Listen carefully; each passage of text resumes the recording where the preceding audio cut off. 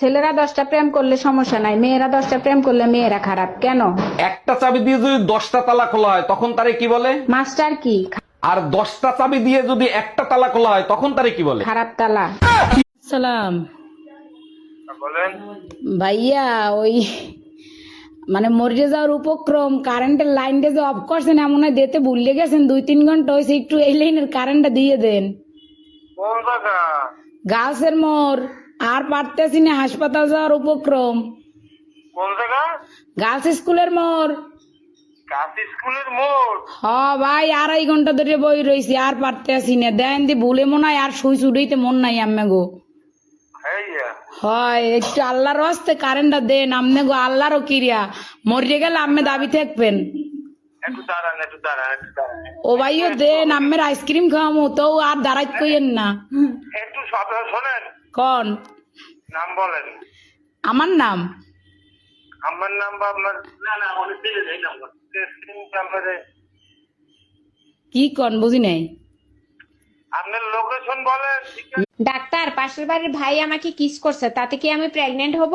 বোকা দেখছে, আপনার মতো বোকা কোনোদিন দেখি নাই। কিস করলে কেউ কোনোদিন প্রেগনেন্ট হয়? বোকা আমি না আপনি। ছেলেরা কখনো কিস করে ঠান্ডা হয় না, তাদেরকে ঠান্ডা করতে হয়। ও আচ্ছা, বুঝতে পারছি। তা কবে ঘটছে এই ঘটনা? গতকাল মাঝরাতে স্বপ্নের ভিতর। শাশুড়ি আম্মা, আমি আল্লাহর কাছে সবসময় দোয়া করি বাংলার প্রত্যেকটা ঘরে ঘরে যেন আপনার মতো শাশুড়ি হয়। বৌমা, তুমি আমার এত ভালোবাসো? না মা, ব্যাপারটা এরকম না। বাস খালি আমি একাই খামু, সবাই খেয়ে দেখুক কেমন লাগে।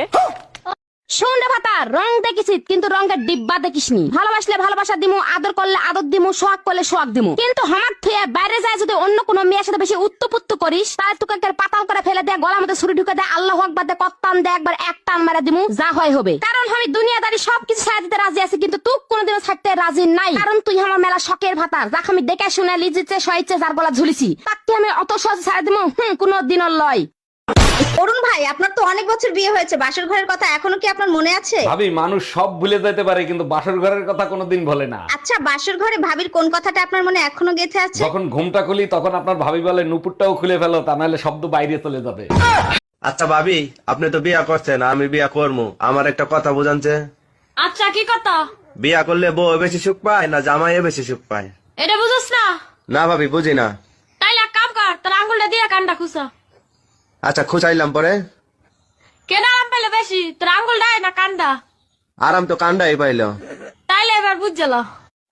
চোখ রাঙাইয়া কথা কইতে পারবা না গো আর, হাইকোর্ট কিন্তু অর্ডার দিছে 2 বিয়া করার। একটা বই পাইছো তোমার কপাল ভালো বলে, এই চেহারায় আর পাইবা না আমি চলে গেলে।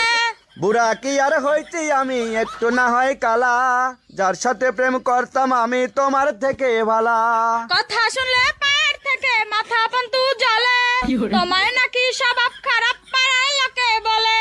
কোন পাড়ার লোক কইতে আমার ভালো না স্বভাব, ভাতটি চাইলে কাউয়ার কিন্তু হইব না অভাব। এই টুম্পা, কই তুমি? তোমার বাবা ফোন দিছে, ফোন রিসিভ করো। আমি কাজ করতেছি, তুমি ফোন রিসিভ করে কথা বলো, আমি আসতেছি। আমি পারবো না, তোমার বাবার সাথে তুমিই কথা বলো। অনেক দিন হয়েছে মাইর খাও না, তাই না? ফোন রিসিভ কর। এই কৃষ্ণা, আবুলের জন্য যে মেয়ে দেখতে গেছিলাম, মেয়ে কি পছন্দ হয়েছে তোমার? এই দেখো ছবি, পছন্দ হয়েছে, ছোট্ট একটা গ্রামে থাকে। এই মেয়ের সাথে আমার বাইরে বিয়ে দেবো না, এই মেয়ের চরিত্র তো ভালো না, এই মেয়ের সবাই ট্যাক্সি ট্যাক্সি করে ডাকে। তাতে কি হয়েছে, ছোট্ট একটা গ্রাম, কতটুকুই বা চলছে।